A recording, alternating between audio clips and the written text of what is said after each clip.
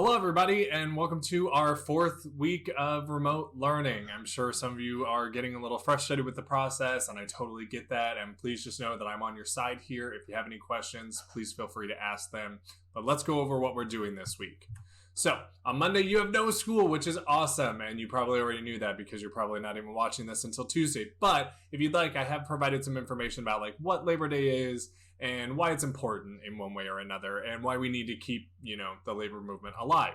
So, on Tuesday, you have a Google form that you get to fill out that talks about what novel you'd like to start the semester with. So, there are three options. I'd really like to cover all of them, and I plan to do so, but you can go ahead and pick which one you're most interested in starting with, and that will help me decide which one we start with next week. So make sure you vote on that. After that, you're going to read I Bought a Little City by Donald Barthelme, and then you'll be answering a Google response stack. You'll also notice on today's slide that I provided an audio version.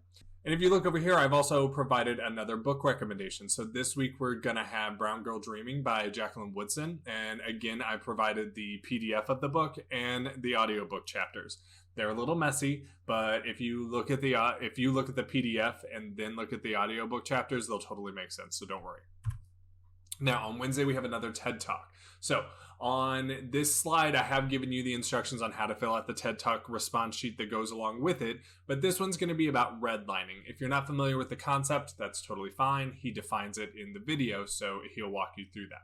You'll also notice there's another schedule. On Friday, we're going to have another Google Meet to go over the stories that we read this week. So make sure that you clock that these times you need to be available to come in and do our Google Meet.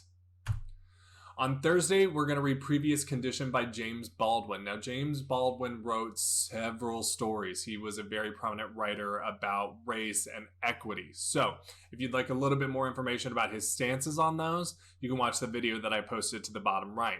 However, I do need to give you a bit of a warning. Because this does involve some racism, there is going to be some racist language in the story. There's not tons, but there's enough that you'll notice it. And I just want you to know, when we fill out our response docs, I don't need to see that, but it's kept in the text because it is relevant to the time. Now, on Friday, we're going to have our Google Meet. Do make sure that you set aside the time to be there for the Google Meet. You'll get points for your participation and attendance. And if you can't make it for some reason, you need to fill out the Google Doc for the response sheet that I will have posted to Google Classroom that day. Also, once you're done with all of that, you can go to the Week 4 self-assessment form, which you should be pretty familiar with at this point. Just give me an idea of how you're feeling about what we've been working on. Make sure that I know if you're not feeling comfortable about something or if you'd like more instruction on it so that I can give that to you. Once you're done with all that, you're done for the week. Take it easy, and we'll start this again on Monday.